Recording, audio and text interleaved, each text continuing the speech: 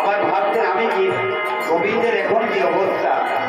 পাগলের মতো এইগুলি যদি সরোবরের তীরে রেখে যায় বলা যায় না তো যদি জলে পড়ে যায় তাহলে তো মারা যাবে তাই করেছেন কি বলে সখা একটা কথা তুমি যদি আমার কথা রাখতে পারো তাহলে আমি রাধাকে আনতে পারবো বলে বলো কি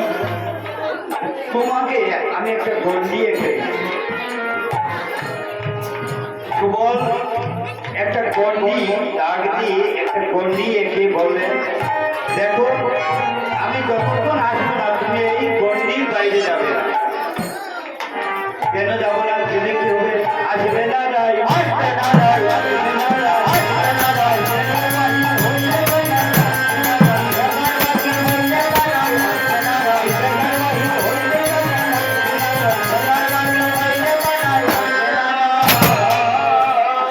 তুমি যদি রেখা বাইরে যাও তাহলে আর রাধা নিয়ে আসবে বলছে ঠিক আছে আমি রাজি তো বসিয়ে জায়গায় বৈশ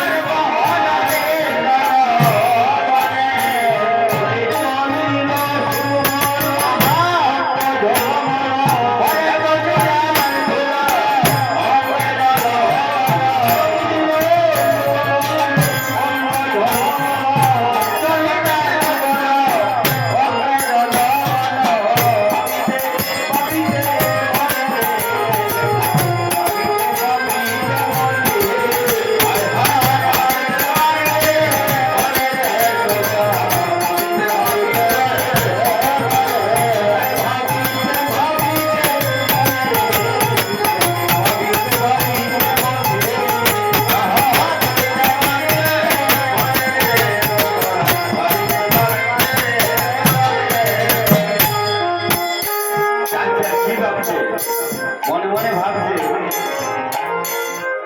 চটিরাপুরে যাচ্ছেন রাধারানী আনতে আমি কি পারবো তাই ভাবছে